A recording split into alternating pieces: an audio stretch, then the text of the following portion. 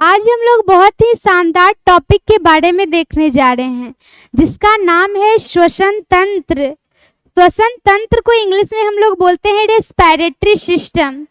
तो देखेंगे मनुष्य को श्वसन क्रिया पूरा करने के दौरान बहुत सारे चरणों से होकर के गुजरना पड़ता है। तो सबसे पहले हम लोग देखेंगे श्वसन मार्ग है क्या। तो मनुष्य जब श्वसन क्रिया पूरा करती है तो वायु जिस जिस मार्ग का पालन करती है अर्थात अनुसरण करती है उसे हम लोग श्वसन मार्ग कहते हैं। तो मनुष्य श्वसन क्रिया पूरा करने के क्रम में 10 स्टेप से होकर के गुजरना पड़ता है, अर्थात 10 चरण को पालन करके मनुष्य श्वसन क्रिया को संपन्न करती है। तो सबसे पहले चरण का नाम है नासा छिद्र। मनुष्य के नासिका में 2 छिद्र पाए जाते हैं जिसे हम लोग बोलते हैं नासा छिद्र। दूसरा पॉइंट है नासा कपाट। तो नासा कपाट नासा छिद्र के ऊपर पाया जाता है। यहाँ पे एक हड्डी होती है, अगर यहाँ पे तेज चोट लग जाए तो बहुत ज़्यादा दर्द होता है, तो इसे ही हम लोग नासा कपाट कहते हैं। तीसरा पॉइंट है आपका ग्रसनी, जिसे हम लोग बोलते हैं फेरिंक्स। ग्रसनी के द्वारा भोजन और वायु दोनों प्रवेश करता है। चौथा पॉइंट है स्वर यंत्र, जिसे हम लोग इंग्लिश में बोलते हैं लैरिंक्स।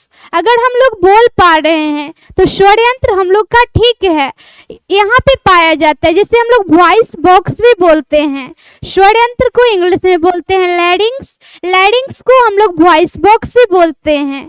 उसके बाद है 5वां पॉइंट श्वास नली, जिसे हम लोग इंग्लिश में बोलते हैं ट्रैकिया।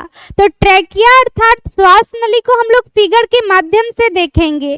तो देखने का प्रयास करते हैं डायग्राम के माध्यम से कि ट्रैकिया अर्थात श्वास नली क्या है। तो स्वर यंत्र के बाद श्वास नली में वायु प्रवेश करती है तो एक नली पाई जाती है जिसे हम लोग ट्रैकिया इंग्लिश में और हिंदी में श्वास नली कहते हैं। तो यहाँ पे सी आकार की कार्टेक्स नली पाई जाती है जिसे हम लोग हाइलम बोलते हैं। यहाँ से ट्रैकिया 2 भागों में डिवाइड हो जाती है जिसे हम लोग ब्रोंकाई बोलते हैं।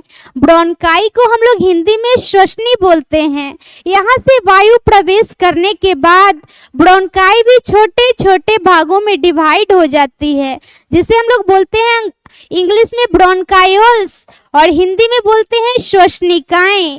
श्वसनिकाएं के बाद वायु प्रवेश करती है वायु कोशिकाएं में जिसे हम लोग बोलते हैं एल्यूवेली। तो देखेंगे डायग्राम के माध्यम से एल्यूवेली क्या है। तो ब्रोंकायोल्स के ऊपर एक छोटे छोटे गुच्छे पाए जाते हैं जिसे हम लोग बोलते हैं एल्यूवेली और हिंदी में बोलते हैं वायु कोशिकाएं। वायु कोशिकाएं के बाद श्वसन वायु प्रवेश करती है खून में जिसे हम लोग बोलते हैं ब्लड। रक्त जो है पूरे शरीर में कोशिका तक है ना वायु प्रवेश करती है। उसके बाद जाती है सेल अर्थात कोशिका में। कोशिका में जाने के बाद वायु माइटोकॉन्ड्रिया में जाती है। इस प्रकार श्वसन क्रिया मनुष्य में संपन्न होती है। अब देखेंगे दोनों फेफड़ा जो होता है दोहरी झिल्ली से घिरा होता है।